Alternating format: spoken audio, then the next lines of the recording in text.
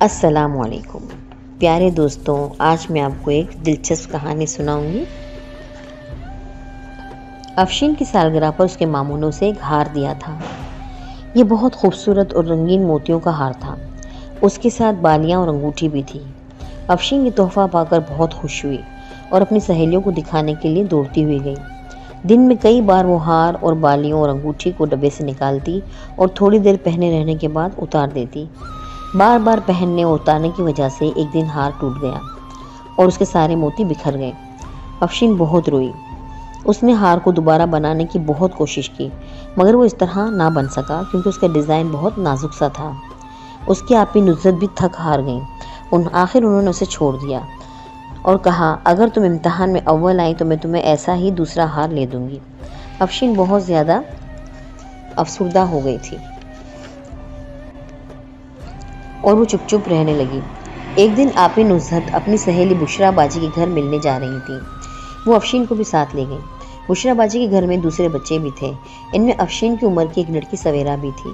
سویرا کے پاس بالکل ویسا ہی ہار تھا جیسا افشین کے پاس تھا، جو ٹوٹ گیا تھا۔ افشین یہ ہار دیکھ کر سوچ میں پڑ گئی کہ کیا کرنا چاہیے۔ اس نے سویرا سے پوچھا، سویرا آپ کے پاس یہ پورا سیٹ ہے؟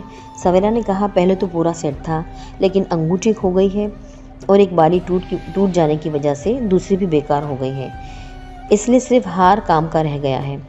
افشین نے سوچا کہ اس کو تو ہار کی کوئی ضرورت نہیں ہے، پھر اس نے اسے کیوں رکھا ہوا ہے؟ آخر ایک بات اس کی سمجھ میں آ ہی گئی۔ اگلی مرتبہ نصرت آپی جب بشریٰ باجی سے ملنے گئی تو افشین ضد کر کے ان کے ساتھ چل دی۔ کچھ دیر کھیلنے اور ادھر ادھر کی باتیں کرنے کے بعد افشین نے سویرا سے وہی ہار دیکھنے کی فرمائش کی۔ سویرا ہار کا ڈبہ لے کر کسی کام سے باہر نکل گئی۔ افشین کو اسی موقع کا انتظار تھا۔ اس نے جلدی سے اپنا پرس کھولا۔ کاغذ میں لپٹا ہوا اپنا ٹوٹا ہوا ہار اس نے پرس سے نکال کر فرش پر الٹ دیا اور سویرا کا ثابت ہار نکال کر اپنے پرس میں رکھ لیا۔ جب سویرا کمرے میں آئی تو افشین منہ بسوڑتے ہوئے فرش پر بیٹھی تھی۔ سویرا اپنے ہار کا یہ حشر دیکھ کر پھوٹ پھوٹ کر رونے لگی۔ افشین بھی جھوٹ موٹ رونے لگی۔ اس نے بتایا کہ ہار الجھ گیا تھا، ٹھیک کرتے ہوئے ٹوٹ گیا۔ سب گھر والے اکٹھے ہو گئے۔ بشریٰ باجی بہت غور سے سب کچھ دیکھ رہی تھی۔ جب سب لوگ کمرے سے چلے گئے تو وہ افشین کو ایک طرف لے گئی اور آہستہ سے بولی، افشین وہ ہار واپس کر دو، میں کسی کو نہیں بتاؤں گی۔ افشین نے احتجاج کیا کہ میں نے کچھ نہیں کیا۔ بشریٰ باجی نے بتایا کہ سویرا کے ہار میں درمیان میں ایک بڑا سا دائرہ تھا جس کے بیچ میں ایک بڑا سا نگینہ لگا ہوا تھا۔ وہ اس کمرے میں نہیں ہے اور ظاہر ہے کہ کمرے سے باہر سے کوئی لے کر نہیں گیا۔ اس کا مطلب صاف ہے کہ ہار ٹوٹا نہیں، بدلا گیا ہے۔ افشین اب سر جھکائے کھڑی تھی۔ اس نے کانپتے ہاتھوں سے اپنا پرس بشریٰ باجی کو دے دیا۔ وہ مسکرائیں اور جھک کر اسے پیار کیا اور بولی، دیکھو بیٹا، ہار تمہارے پاس رہے یا سویرا کے پاس، ہمارے لیے برابر ہے۔ افسوس صرف یہ ہے کہ تم نے غلط طریقہ استعمال کیا۔ اگر تم مانگ لیتی تو میں پورا سیٹ لا کر تمہیں دے دیتی، لیکن چونکہ تم نے اپنی غلطی مان لی ہے اور سچ بول دیا ہے، اس لیے میں تمہیں معاف کرتی ہوں۔